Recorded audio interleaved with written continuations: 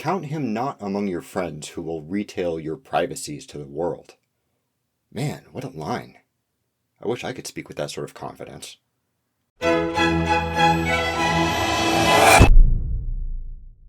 Andor is great. While many recent Star Wars media seem to be going through the motions of storytelling to deliver underwhelming fan service, Andor is a gripping spy thriller that could easily be set in World War II or the present day, about normal people trying to live their lives under an increasingly oppressive regime, and the precarious, flickering embers of a unified resistance to that regime. Where the first Star Wars films were a fun, bombastic romp of good guys fighting bad guys in space, Andor examines how individuals with drastically different values and visions for the future can still somehow coalesce into a single rebellion against an empire that isn't just one cackling evil wizard driving a Death Star, but a slew of ambitious bureaucrats and bootlickers trying to advance their careers at any cost. The show's titular protagonist, Cassian Andor, for all his heroics, is kind of a random nobody who gets swept up in events. The guy who actually does the sweeping, the axis about whom the show's story really turns, is Luthen Rael, an antiquities dealer on the Imperial homeworld who leads a secret life, coordinating, convincing, and coercing others into numerous plots to dismantle and destroy the Empire, orchestrating everything from fundraising galas to guerrilla warfare. Luthen is the quintessential paranoid spy master, rasping orders without explanation, and refusing to divulge anything to even his closest allies unless absolutely necessary for them to achieve their part in his machinations. There's someone with Krieger, someone at ISB, maybe there's someone here with me. Avoiding the choice. Who is it? Who is it? Luthen's unwavering commitment to secrecy is well-founded. The show repeatedly demonstrates how dangerous it is for any of its protagonists, including Andor himself, to get in the Empire's way. It doesn't sugarcoat the imprisonment, torture, trauma, and death that are routine for any member of the fledgling rebellion who can be picked off individually if their secrets get out. This is a remarkable departure from many of the other films that Disney lists alongside Andor in its catalog. Tangled, Mulan, Frozen, Aladdin, Beauty and the Beast, The Little Mermaid. In these stories, secrets are just narrative complications. A bit of dramatic tension to be unraveled at the beginning of the third act to catapult us into the climax, after which everyone can breathe easy now that everything's out in the open. I mean, everyone except the villains. In her 1998 book, The Secret Life of Families, Dr. Evan Imber Black notes a historic trend in the way popular media has portrayed secrets, which might help to explain why Andor stands out among other Disney shows and movies from the past few decades. Imber Black was something of an expert on both keeping and revealing secrets. Her lifetime of work as a family therapist required discretion and confidentiality, but the cases her patients permitted her to recount in her book involve some of the biggest, most dramatic and revelatory secrets you can imagine, from adults discovering their parents weren't biological parents to the Catholic Church's massive sexual abuse scandals. In the 1980s, she noticed a cultural shift toward transparency being an unambiguous good, a new urgency about disclosing secrets, even highly stigmatized or damaging secrets that might have cowed people into silence in earlier times. There were clear political influences in this shift. LGBTQ communities were bravely shedding cultural norms of remaining closeted. Survivors of family abuse were beginning to come forward to tell their stories and demand justice. And the pervasive shame that had kept AIDS from being recognized and addressed as a public health crisis was finally beginning to buckle.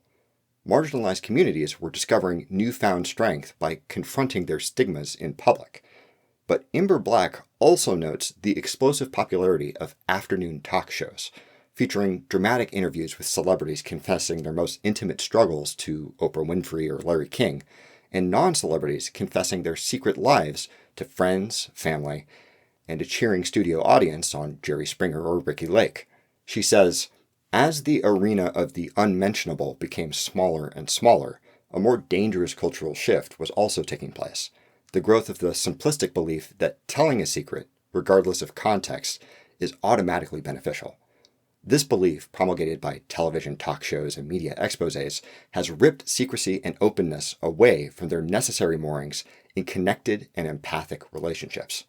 If cultural norms once made shameful secrets out of too many happenings in human life, we are now struggling with the reverse assumption, that opening secrets, no matter how, when, or to whom, is morally superior and automatically healing. For Ember Black, these sorts of shows can't help but minimize how much care and effort it takes to heal when a secret is divulged.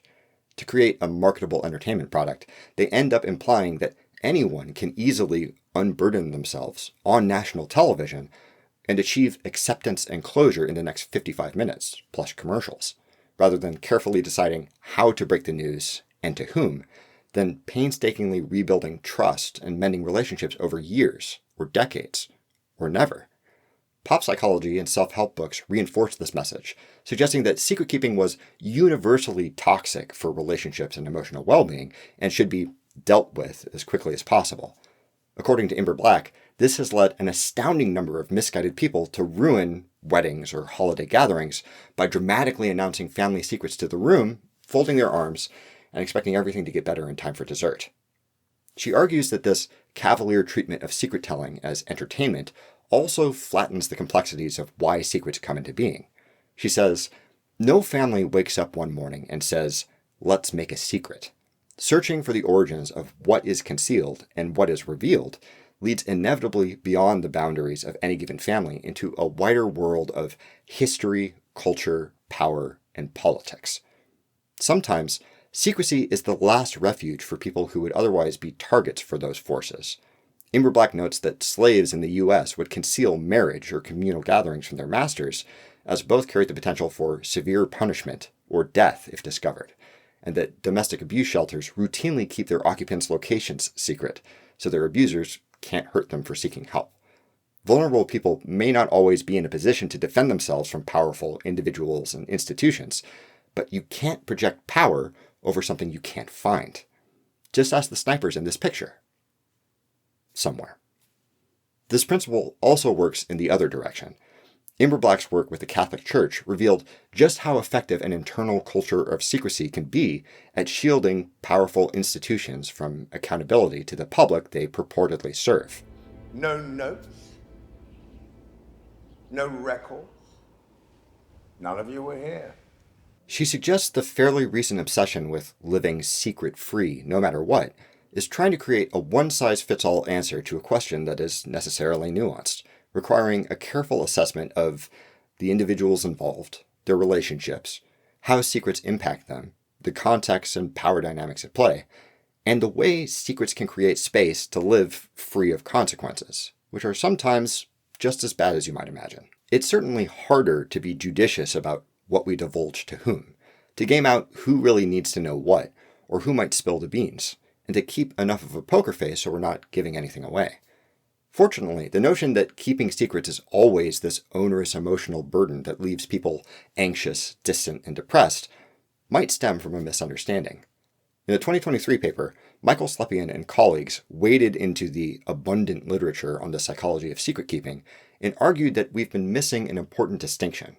Contrary to the cultural narrative that secrets are intrinsically toxic, poisoning mental health and relationships and so on, maybe the psychological toll of secret-keeping isn't really about the cognitive effort it takes to hide something, but all the rumination and stress about what might happen if you accidentally tell someone, imagining worst-case scenarios and rehearsing how awful they might be again and again. Slepian's research team polled people who were keeping positive secrets, like surprise parties or a wedding proposal, and found that they tended to feel more energetic and upbeat than others whose good news was already out in the open, regardless of whether they intended to tell everyone they knew or keep it to themselves.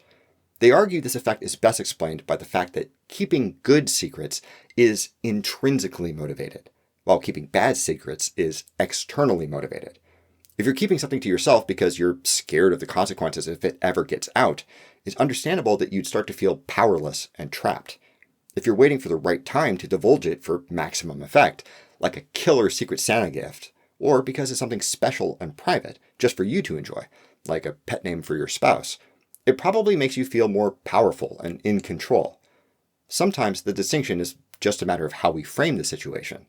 One person might think of their secret boyfriend in terms of how mad their parents would be if they found out. Another might imagine the looks on their friends' faces when they finally clue them in. They'll both experience the challenges of trying to maneuver around the truth, but one is much more likely to collapse into an anxious mess, while the other might just get a little pep in their step. So, at least according to Slepian, the hardest thing about keeping a secret is just coping with our tendency to obsess about it, to work ourselves into a sort of paranoid mess by perpetually worrying about what might happen if we screw up. Helpfully, he's collected a number of strategies to potentially mitigate that stress, if we realistically weigh the pros and cons and decide it would be better not to tell everyone. First, he recommends developing some sort of mindfulness practice. Cultivating some measure of control over what occupies our attention and how we react to it can do a lot to short-circuit that corrosive cycle of anxiety. If the secret does pop into your thoughts, it can be helpful to focus on the positive aspects of what you're trying to achieve by keeping it, rather than what you stand to lose if you blab. If you find yourself trying to navigate a tough conversation without revealing sensitive information, rather than trying to outright deceive people, which can be taxing, he recommends practicing the artful dodge, redirecting the conversation to more comfortable territory, or answering questions that are only tangentially related to the ones about the sensitive subject. Where is the rebel base? Well, we thought about building one on Tatooine, but it's so hard to keep things working with all the sand there. Have you guys figured out how to desert-proof your speeders? Finally, if you choose to confide in someone, both Slepian and Immer Black are adamant that you should think long and hard about who you choose to tell, how much you need to tell them, whether they're in any position to help you if they know, and what risks you're both taking on by sharing the information. Sharing a secret may seem like a way to show someone you trust and care about them, but it's also an imposition. You're relying on your confidant to keep their mouth shut, and to share the consequences if either of you gets caught. If you confide in someone from a social circle with high exposure to the secret, they may have to maintain a stoic poker face every day as they talk to friends, family, coworkers, or neighbors who might desperately want to know, and they might not have the cognitive toolbox necessary to avoid spiraling into a secret-keeping depression or confessing instantly. It might be uncomfortable to keep secrets from the people closest to us, but it's not more comfortable for them to do the same thing. For many of us who grew up in a society where openness was treated as an unambiguous good, that sort of discretion doesn't come naturally. It's certainly not what made social media and live streaming content popular. For decades, we've been encouraged not just by movies and TV shows, but by apps, services, and devices to share everything we can with everybody we can, sometimes in exchange for convenience, but sometimes out of a sense of something like obligation. Isn't it better to live your life out in the open, to be part of the conversation, to express yourself and record for posterity that time you paid your friend back for pizza on Venmo? We readily offer up every corner of our most intimate moments to scrutiny, by friends, by strangers, by companies and governments, without even thinking. With the proliferation of surveillance technology, from smart speakers that are constantly listening to doorbells that are always watching, keeping secrets may seem like a quaint relic from a past age. But even when you're on camera,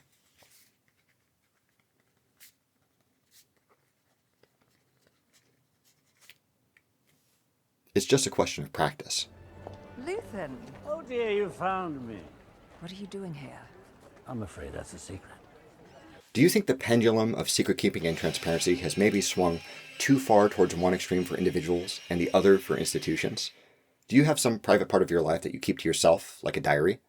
Do you think that these secret-keeping tools might help the next time you play Blood on the Clock Tower? Please leave a comment below and let me know what you think. Unless it's a secret.